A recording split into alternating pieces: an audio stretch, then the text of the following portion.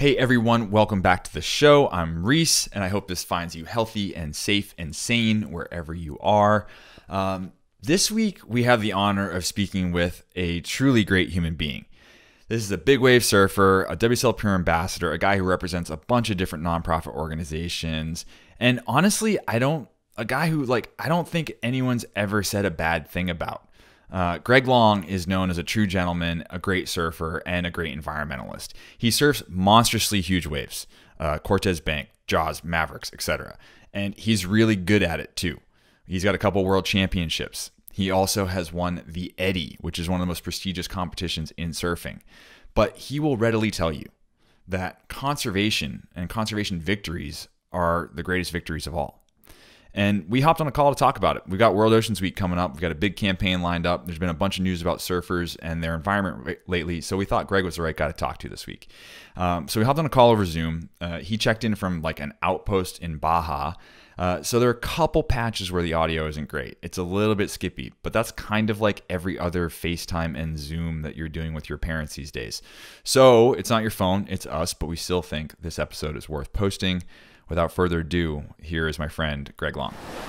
Greg, thanks so much for coming on the show. It's great to see you, man. Likewise, nice to finally connect after a couple months of back and forth.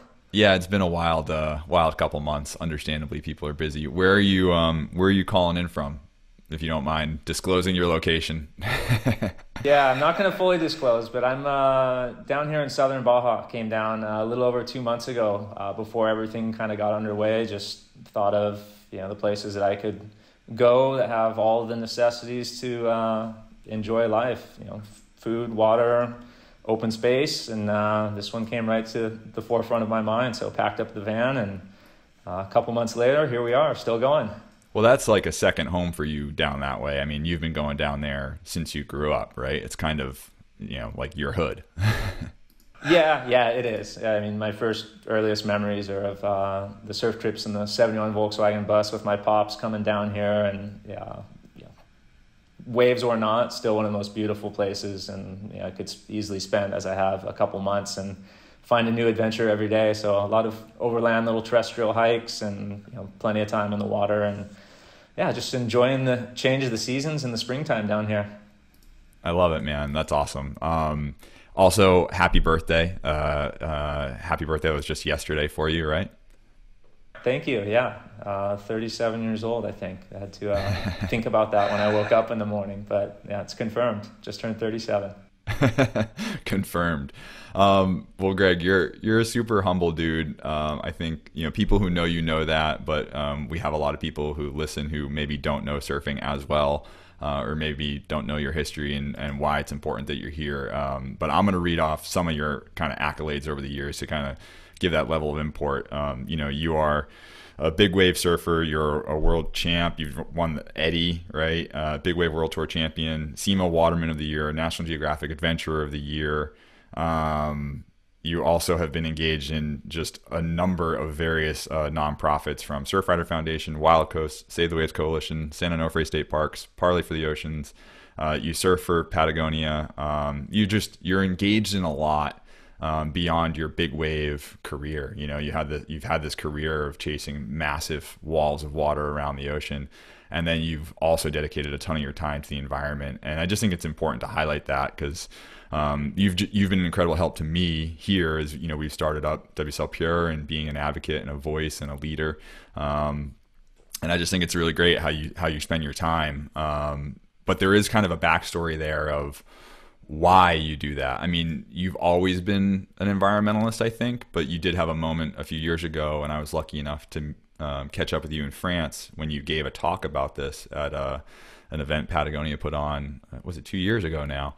And hearing your story of how you basically almost drowned, right? And what that moment meant for you, maybe you could quickly kind of sum that up without giving away the whole speech.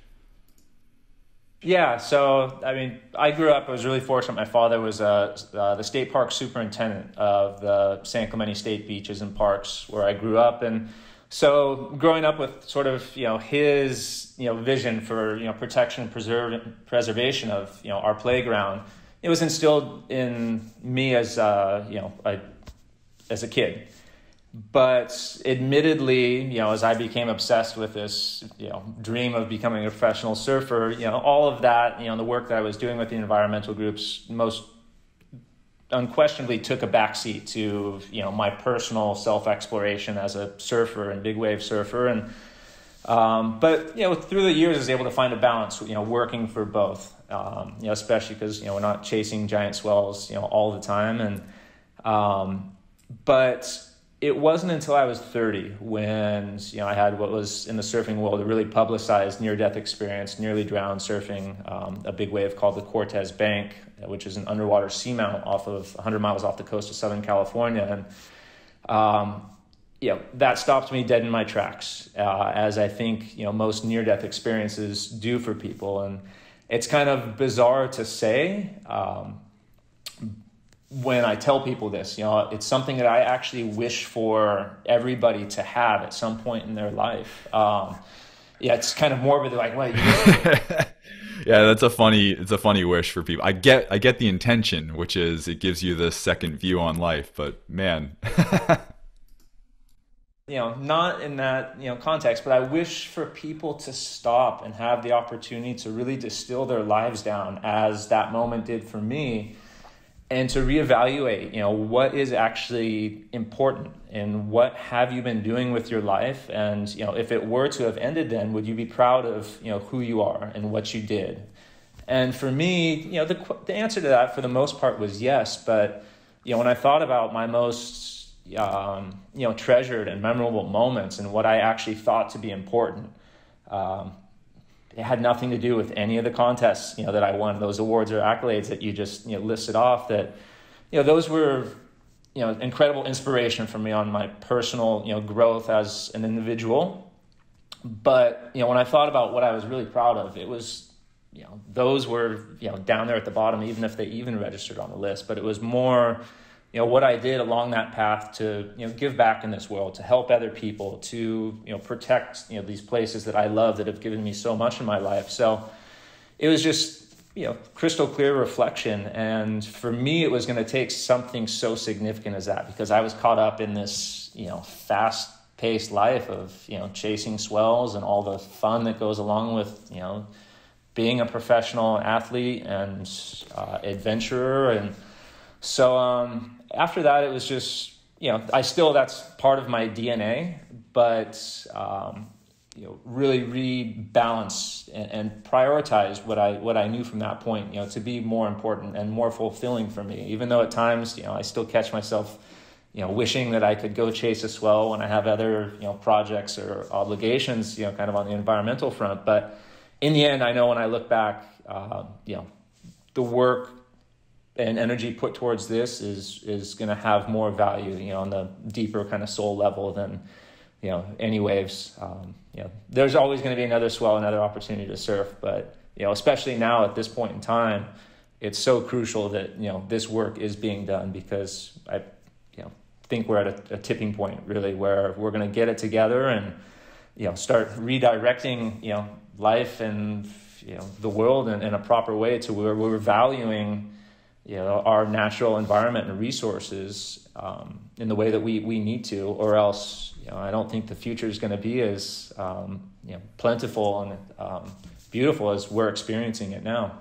Yeah, you're summarizing what is a really powerful story when I got to see you tell it in person and talk about that journey that you went through. And I'd encourage anyone, whoever gets a chance, to go, read up on your story if people don't know it, or see you, speak about it. But thanks for sharing the kind of the Cliff Notes version. But you hit on a number of things, firstly, pressing pause on, for you, what was a, very fast-paced lifestyle of chasing swells around the world at a, drop of a dime, flying across the planet to chase a wave, because you're chasing the biggest waves in the world that don't come around too often.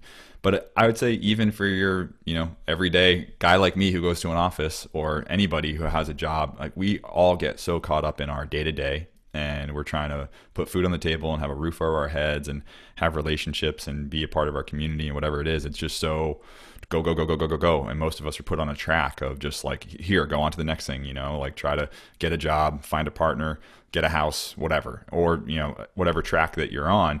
And, this just the notion of pressing pause, right? And just kind of going, hang on a second. And I think that's what's really powerful about right now with COVID-19. It forced everyone to press pause. And hopefully it's enabling people to think about, how do we change what we're doing? How can we do things better? I know the United Nations is pushing the build back better as their phrase, right? As we come out of this, how do we think about building back better? And it's powerful in the environmental movement, because we're all trying to figure out, I was just on conference calls this morning with some colleagues over in Europe from the Ocean Race and Ocean Summit and a number of different organizations, all saying, all right, how do we figure out coming out of this? How do we do things differently? And really think about paving the way for more to get done, I think is kind of the phrase that I've really fallen in love with. Because I do see it as, we've all been doing such great work around the world, and there are initiatives that are local, and you've been a part of a number of beach cleanups, or you've gone out and activated people in local communities, or through the Big Wave Risk Assessment Group, you're helping teach people how to be better stakeholders out in the lineup. Like, it's like that on the ground stuff, which is really great.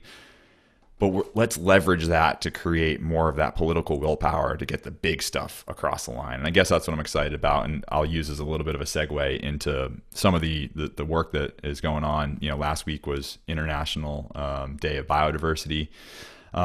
This coming week, not this week, but next week is the World Environment Day on the 5th, and then World Oceans Day on the 8th, and World Oceans Day and week. And, these are normally weeks where there's a lot going on, where you'd have, the United Nations holding their annual ocean conference. And so a lot of that is not happening, but it's all being pushed online and digital, and there's still a lot of momentum. So much so that, even the LA Times covered the 30 by 30 initiative, which we started talking about last week with Lisa Spear. And so I don't know if you've gotten to, pick up on the 30 by 30 initiative concept of conservation, or what your thoughts are. I know we've talked about it a little bit, but what do you think, as someone who's been out and around the world and seen so much in various countries all over the place, what do you think about that? What do you think about as far as conservation? You've been a part of Save the Waves. Like, what is this? Is it possible? Are you excited about it? I think now more than ever, it's possible. And just the new landscape in which, as you mentioned, life is being conducted, virtually.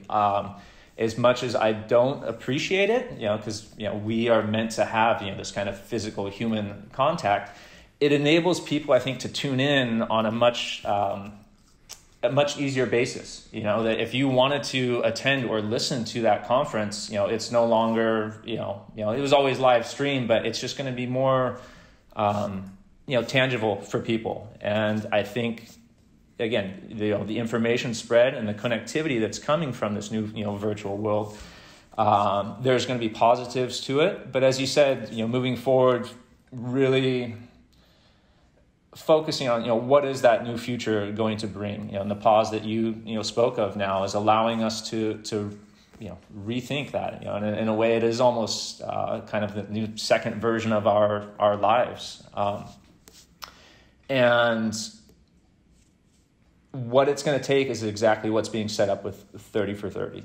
That, unfortunately, I think the truth is, especially in our political landscape at the moment, the attention put to environmental conservation has taken a couple steps down, because now all of a sudden we're focused on how do we rebuild, the economy. Employment rates are at, record lows.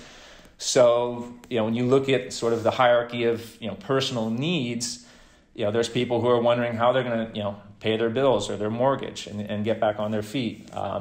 But nevertheless, as I mentioned before, it's imperative now more than ever that we all bond together. And it's going to take people coming from every single demographic, age group, background, whatever passion it is that, you're utilizing the ocean. And even if it isn't this place of recreation for you, understanding that we are so dependent on its health for our own survival, which now I think the information is becoming more prevalent in everyday conversation. Still, I question if it's, with the gravity in which it needs to really resonate with people, especially our politicians. And the only way that we're going to be able to get through to them is by massive numbers. A lot of these organizations have been operating sort of on their own individual, projects, different regions of the world. And I think that that's kind of been a weakness in a lot of, these movements, is that they are sort of, segmented. And though some of them really take off, they kind of, a lot of them fall by the wayside because there isn't the power and, the human numbers behind it to get the attention of the politicians and the lawmakers. So coming together as, the one human family that we are, from all corners of the world, all walks of life, all recreational backgrounds, as a unified voice, that's what it's going to take to push these issues back to, the front line of importance. So, yeah, it's exciting times, and this is going to be, I think, the one galvanizing of all the voices to make it happen, and to make that one big wave that needs to come kind of oversweep all that's happening in the world. That's well said, man. I really appreciate your kind of view on that. I think we share a real value for the grassroots activists that are out there that do the work in their local area and are super, super effective and in their local area. And it's then coordinating those coalitions, and that's what I get really excited about, is when they all get together and they work as a coalition, you start to see that movement really go. Or you look at the youth climate movement has been really powerful, and that's because it's a number of different groups, and they made a sort of distributed model, which is everybody can get behind this and use this same message of the climate strikes every Friday. So for the ocean, I don't mean to say that the 30 by 30 initiative that we're getting behind is the first of its kind like this. There have been another number of examples, and really we're learning from guys like Chad at Surf Rider and the team over there who had the coalition to help save trestles. There's a number of different groups coming together with different angles. I really looked at that as a really successful campaign. You look at what the Fight for the Bite did, enabling different people to take that message and say, all right, here's how we can bring this together for everyone. But then it's, okay, those are two campaigns in countries, in separate countries or within states within countries. How do we do this internationally? And how do we think about this, beyond just even our sport of surfing, but including sailing and other sports? And that's what I get really excited about with this campaign, is having different stakeholders from around the world on board. And I think the other part of it is, like, I look at it now and I look at some recent headlines, just to kind of dip into a couple of the things. I didn't send them over to you ahead of time because they only just came through over the weekend. But in Denmark, for example, there's this story about some sewage that's going to be pumped into the channel there between them and Sweden. And the beachgoers both in Denmark and in Sweden are pissed, rightfully so. They're like, why are we dumping like 30, I think it's like a few 100,000 tons of sewage, and it's to, because they need to improve some infrastructure or something, but like that shouldn't be legal. And now here I am, an ocean and a half away, and I'm like, that doesn't seem like it's not my problem, if that makes sense, which is to say it is my problem, even though it's that far away and won't really affect me. I feel like that's my problem. I feel ownership of that. I look at Australia, another, recent headline is there's a small tract of land down in New South Wales that is one of the last tracts that wasn't burned in the recent fires, and it's up for development. And it looks like they're going to go ahead with the development, and Surfers for Climate and a number of different organizations have been speaking up about this. And we'll link to both of these in the show notes for anybody who's interested to learn more or wants to support.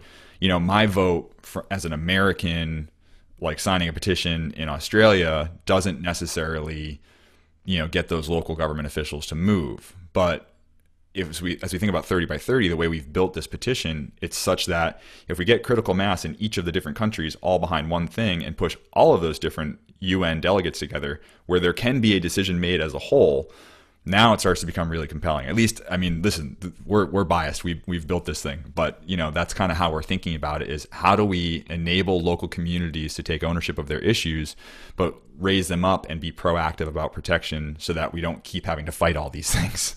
Does that make sense? It's not even a question. I'm a terrible host. Fight for the Bite is an example, even though what was going to take place was drilling down in southern Australia. The Norwegians got involved right there, and they were on the front lines on their home turf, calling their politicians and saying, "Hey, we don't agree with what you're doing here." South Africa is another place right now that's got a huge mining expansion up the whole west coast by an Australian mining company. So it's the same thing, where even though it is relevant to South Africa, maybe we won't be able to, when we sign a petition, have a say. using our voice in any capacity is going to, educate and inspire others to get involved, who may be able to. So yeah, there's no, point in shying away from not getting your feet wet in the game. There's no negatives to come from that. And as far as the connectivity that we all have, to one another, as you said, hey, sewage in Denmark is, I feel like it's my problem. I think now, with, the realization of how connected we actually are with this, COVID-19 pandemic as a human species living together on this planet should be relevant more than ever before. Where one person's problem, even this, we've kind of seen in the past, a natural disaster in a certain part of the world, we feel it, but we maybe don't, really, engage and help because, hey, that's not where I'm from. I hope now we realize, how connected every single individual, every single country actually is. And I think that's, when you look at it through a different lens, one of the beautiful things to come out of, these times and what we've experienced, for the first time, or one of the first times, can go back and maybe use world wars as an example, but, where something that was out of our control per se, unifying us, together. So I think that's, one of the common, themes and messages, at least for me, that I've taken from it. So, what's created as a coalition, I think, that nobody's struggle in a certain part of the world, environmentally, socially, should just be, out of sight, out of mind anymore. Yeah, you bring up some great examples there of, the fight for the bite and the way that, the team got active and the way there was an international strategy there that was really well done. And, it's true, right? We now have, multinational organizations that are operating across different lines. So if we don't protect things proactively, these, interests can essentially do what they want, and that's going to affect all of us. You look at last week, we had Lisa Spear on from the Natural Resources Defense Council, and she's really pushing the high seas treaty negotiation, which is connected to the 30 by 30 initiative. It's protecting the high seas. Now you can say, what in the hell do I care about the middle of the ocean? Why does that matter? It's so far away, yada, yada, yada. But the reality is that, deep seabed mining, drilling, all of that can easily impact us, if not affecting all of those smaller nations that are over in that region, right? What happens if there's an accident and it destroys a fishery on which a nation supplies not just for food but for income? What happens when nations are allowed to fish off of international waters in other places that are not theirs, right? It's known that certain countries tend to fish off of developing nations and take all their fish. You create food insecurity and you make all the problems worse. Whereas if we can create some protected areas, you can essentially guarantee a place for the ocean to, replenish itself and provide food for everybody, right? I just don't see why this is a bad idea. No, exactly the same. There's such a delicate balance that exists, between every living species. They all have their, places in the world, and we are the one at the very top who's basically, cutting out big, connective, branches between, one another. And it's only a matter of so much that you can take before, something fully collapses. And we've seen it, in the midst of it, greatest record number of species lost in the history of our existence. And another thing I hopefully comes with this, the realization of how fragile the balance actually is in this living miracle that we exist in right now. Living miracle is a great way to phrase that. That's beautifully said. You're a good writer. You should write a book, Greg. Yeah, you're on to me. We've actually talked about it. I've actually been writing something, on and off for a couple of years now, but the last few months with the downtime, that's been a concentrated effort of mine, and really going back and distilling down the best adventures and experiences and, what I've actually learned and still what I haven't, and making sense of it in some form. So if it sees the light of the day, who knows? But for me, it's been a really good exercise. Like I said, the last 3 months has really just been focused on that. So learning more about myself, stuff that I want to know and stuff that I didn't want to know, but it's all good. Well, you've got at least one copy sold right here, and probably at least a couple listeners who are game to read it. You are known as one of the most thoughtful, gentlemanly, surfers out there, and you have dedicated yourself to a number of different organizations that are all friends here, and it's really valuable, Greg. Like your leadership, it really helps when you get behind something, and some other surfers get behind you, whether it's through Big Wave Risk Assessment Group or the paddle outs last year or whatever, or getting behind Parlay and all the work down in Chile, and I mean just all of that. It just shows like, hey, I'm gonna put my name behind this thing, and that's really valuable to kind of validate it for other people. So I just kind of thank you for the work that you do with Pure and with all those groups, because it's appreciated. And like I said, it's all connected. It doesn't matter which group you're working with or when. It's like, hey, we're all just trying to push the same giant boulder up a hill, kind of we're all trying to herd all the same cats. And so thanks, man. I really just appreciate all your work, and you've always been an incredible friend in this journey. I appreciate it. And to echo off of that, there's a lot of people out there who believe like, they're have some sort of notoriety in this part of the world and the surfing world. Maybe I do, but everybody has a sphere of influence, no matter how big or no matter how small. That there's people that look up to them, whether it's their children or their friends, and can simply lead by example. And now's the time more than ever that we all kind of move forward as the best versions of ourselves. And I know we've been feeling a lot in the last months, but to actually act on those feelings, not get caught up in this fast pace of life that's kind of being sold to us, but really, tune in to those things that are, pulling on our heartstrings. And when we see something or hear something or read something, or, even if it is just a petition that comes across and, it only takes a couple minutes of, a lot of times it's, scrolled past without much thought, but, to act on those feelings now more than ever. Know that by doing so, you've got people who will be following your lead, no matter how many or how few. That we have to now all step up and do our part and change the world and create the future that we know we deserve and that we're supposed to be living in moving forward. That's really well said, man. It does. It can feel like, oh, what does my signature mean? But it does mean something. Our collective voice, when we add it up, it means something. So thanks, Greg. I appreciate that. Appreciate your support in the campaign. And I hope to see you in person before too long. I don't know on what continent. We've now caught up on, I think, 3 different continents or whatever. So next time, hopefully somewhere local, and we can get a surf together. Jump in the water and actually go for a surf. Yeah, and thank you guys for all that you're doing over there and sharing the information and the beautiful work and bringing everybody together. Thanks, Greg. Appreciate it, man. We'll see you before too long. Look forward to it. Reflecting on that chat with Greg about how environmental wins are bigger and better memories than the big waves, the competitions, I think I know why, or I at least have an idea. When I look at the news of the past week, the stories where surfers were stepping up to protect their local environment. You've got in Scandinavia, for example, there's controversy between Denmark and Sweden over some raw sewage being dumped into Øresund Strait. And it was surfers who emailed it to us and told us about it, and who have been active and vocal on their coastline with a petition. In Australia, you have environmentalists who stepped up, who are saying, please don't develop this last stretch of forest that survived the fires earlier this year, right? Because they recognize that importance and that value. And in New York City, we're celebrating a victory. The Surfrider Foundation chapter in New York City successfully defended their coastline from the Williams pipeline, at least for now. So congrats to all my friends in Rockaway.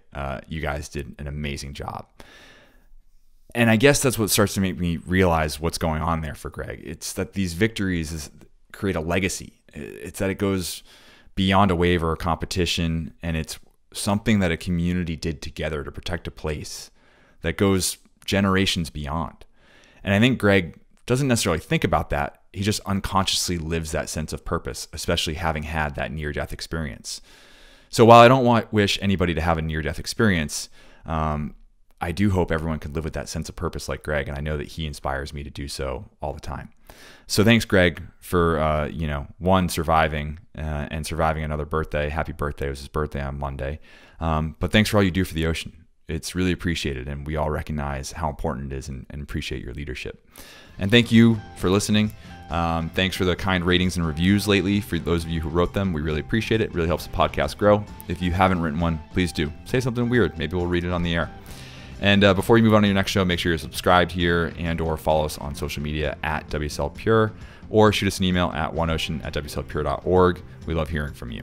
We'll have links in the show notes to all the stories and to our friend Greg, and we hope you have a great week. We'll see you next week. It's World Oceans Week, and we've got a big campaign. Thanks.